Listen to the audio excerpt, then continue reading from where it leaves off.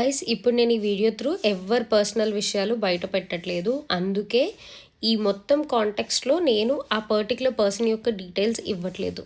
So ఈరోజు morning నాకు ఒక కాల్ వచ్చింది. దీనికంటే ముందు నేను మీ అందరికి ఒక విషయం చెప్తా.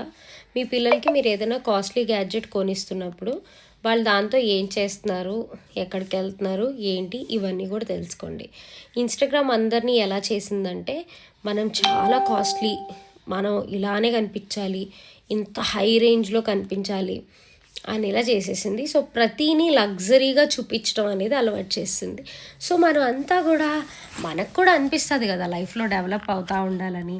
సో అలానే మనం కూడా ఎక్స్పెక్టేషన్స్ అని పెట్టుకుంటున్నాము. అలా పెట్టుకుని చాలాసార్లు పడుతున్నాము.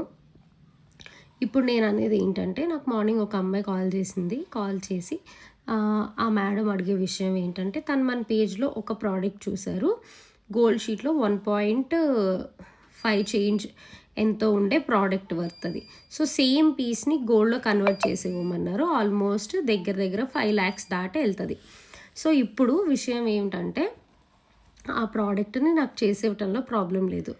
కస్టమైజేషన్ విషయం మాట్లాడేటప్పుడు కొన్నిసార్లు కస్టమైజేషన్కి సంబంధించిన డీటెయిల్స్ అడగాల్సి వస్తుంది. సో అలా అడిగినప్పుడు తను చెప్పిన విషయం ఏంటంటే, ఒక సోకాల్డ్ పేరు చెప్పి, ఇది నా బాయ్ ఫ్రెండ్ పేరు, ఈ పేరు నా పేరు పక్కనే రావాలన్నారు. నేను అప్పుడు కూడా తను ఏదైనా ఐటీ ఎంప్లాయీ ఏమో అని అనుకున్నా. అన్ని విషయాలు మాట్లాడిన తర్వాత ఒక 2-3 డేస్లో మీకు అమౌంట్ వేసేస్తాను అడ్వాన్స్, మీరు వర్క్ స్టార్ట్ చేద్దరు కానీ అని చెప్పారు.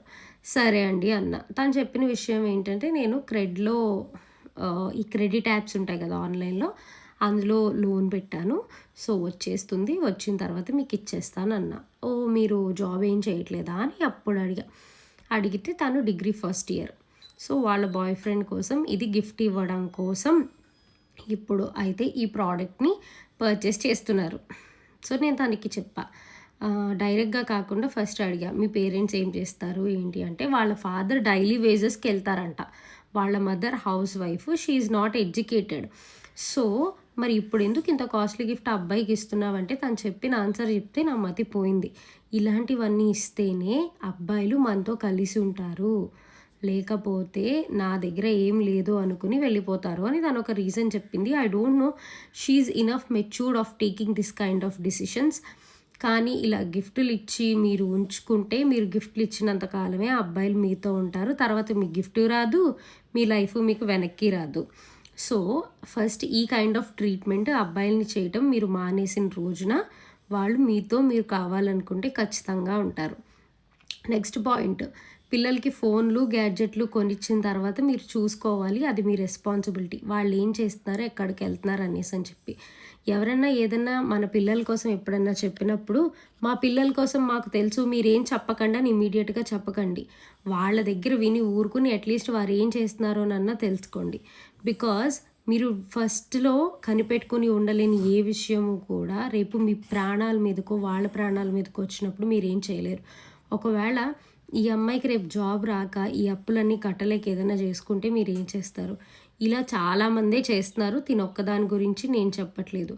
సో మన పిల్లల్ని మనం చూసుకోవాలి. సొసైటీలో ఏదైనా జరగగానే ఫస్ట్ అబ్బాయిల్ని క్వశ్చన్ చేయటం కాదు, మనం ఎంతవరకు చెక్ చేసుకుంటున్నాం అనేది ఉండాలి. మీరు 100% మీ పిల్లలపైన కళ్ళేసి ఉంచితే మీకు ఒక 10% ఇన్ఫర్మేషన్ తెలుస్తుంది. ఆ 10% ఇన్ఫర్మేషన్ తోటే మీరు ప్రజెంట్ ఈ జనరేషన్ని లీడ్ చేయగలుగుతారు. సో నేను జనరేషన్ అనట్లేదు, వీళ్ళు తీసుకునే నిర్ణయాలు బాగోలేదని చెప్తున్నాను.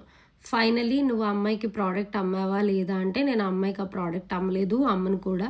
బికాస్ తను ఎక్కడో అప్పు తెచ్చి ఎవరికో పెట్టడానికి నేనైతే సపోర్ట్ చేయట్లేదు. బికాస్ వాళ్ళ పేరెంట్స్ తనకి ఇంపార్టెంట్. ఫస్ట్ అంత కష్టపడి వాళ్ళ డైలీ వేజెస్ చేసే వాళ్ళ నాన్నగారి కోసం తను ఏదైనా కొంటానంటే నేను ఒక మంచి డిస్కౌంట్లో అమ్మాయికి ఆ ప్రోడక్ట్ చేసి ఇచ్చేదాన్ని. కాకపోతే ఇప్పుడు 1% కూడా నేను సపోర్ట్ చేయను. కానీ నేను ఆ అమ్మాయి డీటెయిల్స్ ఏవి ఇక్కడ మెన్షన్ చేయాలనుకోవట్లేదు. బికాజ్ అది తన ప్రైవసీ. మరి ప్రైవసీ టాపిక్ అంతా ఎందుకు చెప్పావంటే, మీ పిల్లలు కూడా లేకపోతే ఎవరైనా మనకు తెలిసిన వాళ్ళు ఈ వీడియో అట్లీస్ట్ ఒక్కరికి హెల్ప్ అయినా, మీరు ఏం కేర్ తీసుకుని ఏం చూసుకుంటున్నారు అనే దాని ప్రకారం వాళ్ళ లైఫ్లు పాడవకుండా ఉంటాయన్న ఒక్క కారణం మీద ఈ వీడియో చేస్తున్నాను. నేను చెప్పిన విషయం మీలో ఎవరికైనా యూస్ఫుల్ అని అనిపిస్తే కామెంట్ చేయండి. అండ్ అయినంత వరకు ఈ వీడియోని కూడా షేర్ చేయండి. Thank you.